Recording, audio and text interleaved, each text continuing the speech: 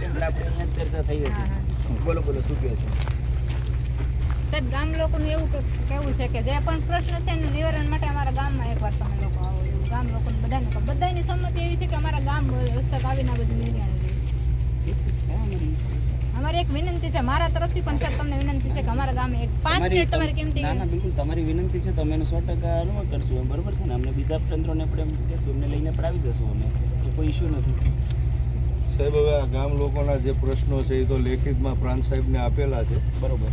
પણ આપને એક રૂબરૂ તમે આવ્યા છો તો આપણે ચર્ચા કરી લઈએ કે ગ્રામજનોની એવી સમસ્યા છે. પહેલાં તો આ ગામ છે એ ટાપુ ઉપર છે અને 15,000ની વસ્તી ધરાવતું આ ગામ છે, બરાબર. હવે આ આદિકાળથી આ ગામ અહીંયા વસેલું છે અને મજૂરી અને ગરીબી રેખા નીચે જીવનારું આ ગામ છે. સાહેબ અત્યારે આ જે ડ્રેઝિંગનું કામ છે, પહેલી સમસ્યા તો એ છે આ લોકોનો પ્રશ્ન, અત્યારે જે આ ડ્રેઝિંગ થઈ રહ્યું છે એટલે આ ડ્રેઝિંગને કારણે ભવિષ્યમાં આ જે ટાપુ છે, આ ગામ છે શિયાળબેટ, એ ટાપુ છે એનો નાશ થઈ જાય, એને ખૂબ મોટું ભયંકર નુકસાન થાય એવી આ લોકોને, ગામ લોકોને દહેશત છે.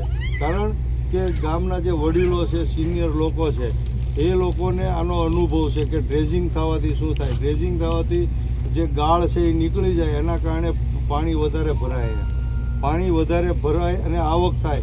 એના લીધે આ ટાપુ છે, નાનો એવો ટાપુ છે, આ ટાપુને ભયંકર નુકસાન થાય. બીજા નંબરમાં આ તળ નીચા જાય આ દરિયાના ખાડીના, એને લીધે આ લોકો પાણીનો ઉપયોગ બોર અથવા તો નળથી ખાડા કરીને, કૂવા કરીને એનો પાણીનો ઉપયોગ કરે છે. તો એ પાણી પણ ખારું થઈ જવાની આ લોકોની બીક છે. અત્યારે ભાંભરું પાણી છે, પાણીની તો સુવિધા છે જ નહીં. આ લોકો વગર પાણીની સુવિધાએ આ લોકો જીવન જીવે છે. બીજા નંબરમાં લાઇટની સુવિધા પણ નથી. બીજી વાત એ છે સાહેબ કે ખરેખર આ કંપની અહીંયા આવી 35-40 વર્ષ થયા. આ ગામના લોકો, યુવાનો ભણેલા ગણેલા છે, ગ્રેજ્યુએટ છે, 12 પાસ છે, ડિપ્લોમા કરેલા છે, કોર્સિસો કરેલા છે, અનેક કોર્સો કરેલા છે, પરંતુ આ ગામના લોકોનો અધિકાર છે, સૌ પ્રથમ આ ગામના લોકોનો અધિકાર છે જે ટાપુ ઉપર રહે છે, એ લોકોને રોજગારી મળે, એ લોકોને નોકરી ધંધા મળે. પરંતુ આ કંપનીએ આ ગામના લોકોની અવગણના કરી છે.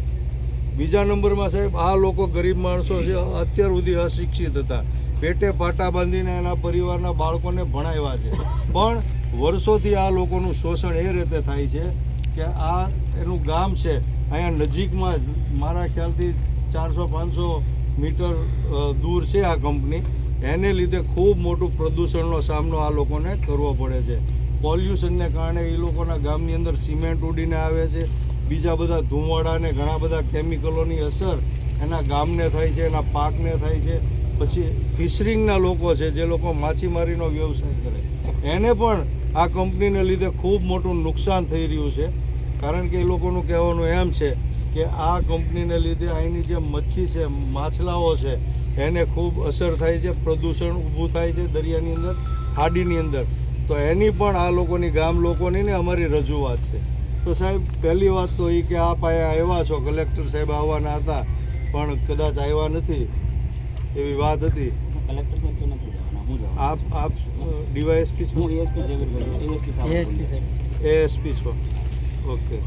તો સાહેબ આ રજૂઆત છે, તો ગામ લોકોની રજૂઆત છે, તો એ ધ્યાને લઈ અને આપ તો જે કંઈ કરી શકો રજૂઆત કે, પણ ગામ લોકોનું કહેવાનું છે કે તાત્કાલિક આ ડ્રેઝિંગ બંધ થાય એવી માગણી આ લોકોની છે. ગામ લોકો જોડે આપણે લાસ્ટ ટાઈમ પર મીટિંગ કરી હતી, બરોબર છે, અને ત્યારે પણ આપણે જે વાતને ચર્ચાઓ બધી થઈ હતી, બરોબર છે. આપણે ફરી જે તમે મુદ્દાઓ કીધા એ તમારા ઘણા બધા વ્યાજબી છે, પાણીની સમસ્યાઓ છે, લાઇટની સમસ્યાઓ છે, બરોબર. એના માટે પણ અમે સરકારમાં ઉપર રજૂઆત પણ કરી છે, બરોબર. હવે અત્યારના આ જે બોટો પડી છે, બરોબર છે, એના લીધે આ પોર્ટનું આખું ઓપરેશન બંધ થાય છે, આખા પોર્ટનું ઓપરેશન બંધ થાય છે. આનામાં ગુજરાત સરકારનો પણ સ્ટેક છે, ભારત સરકારનો પણ સ્ટેક છે, બરાબર. એટલે સૌથી પહેલાં આપણે વાતચીત ને એ બધું કરીએ, બરોબર, આપણે વાતચીત ને એ બધું કરીએ બેસવા માટે, બરોબર. પણ સૌથી પહેલાં આજે વચ્ચે જે બોટો છે ને, આપ એમને લઈ લો સાહેબ, એટલે પોર્ટનું ઓપરેશન તમે ચાલુ થવા દો. પણ સાહેબ એક મિનિટ, આ એક આંદોલનનો ભાગ છે. આજે છે એ આંદોલનનો ભાગ છે. આવી રીતના કારણ કે સાહેબ આ લોકોનું આજ સુધી કોઈએ સાંભળ્યું નથી. નહીં, બરાબર એવું છે આ જ્યારે કંપની પર આવી છે ને ત્યારે આની પબ્લિક હિયરિંગ થઈ છે. એસડીએમ સાહેબને હમણાં જ આપણે 2 દિવસ પહેલા જ મીટિંગ થયેલી, બરોબર છે.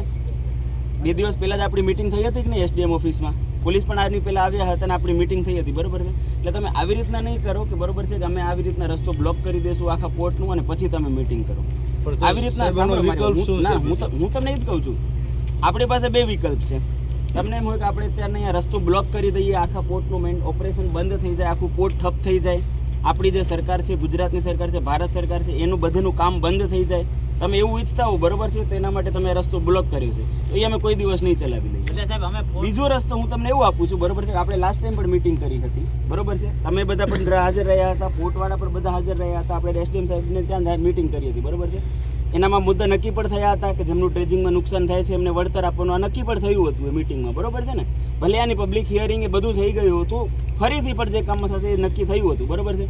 તો હું તમને એ જ કહું છું કે જો આપણે મીટિંગ કરવી હોય, આપણે વળતર પ્રોપર વેમાં જોતું હોય, જેને મળતું હોય એવું મળે, બરોબર છે, તો એ ત્યારે જ થઈ શકે જ્યારે આપણે આ જે બ્લોકેજ કર્યું છે ને એ હટાવીએ. બંને વસ્તુઓ પેરેલલી ન ચાલી શકે.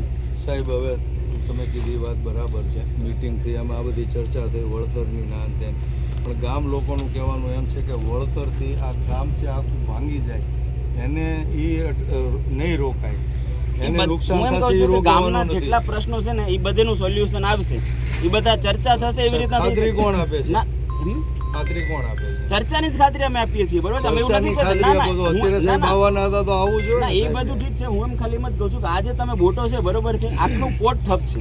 હું તમને હજી કહું છું, આપણાને કોઈ વ્યક્તિ હોય પોતાના પર્સનલ લાભ માટે એવું કહેતું હોય કે આપણે આવી રીતના આંદોલન કરી ગયા તે, પણ તમે સમજો, તમે જે કર્યું છે ને તમને નથી ખબર કે તમે શું કરી રહ્યા છો, એટલા માટે હું તમને ફરી સમજાવું છું.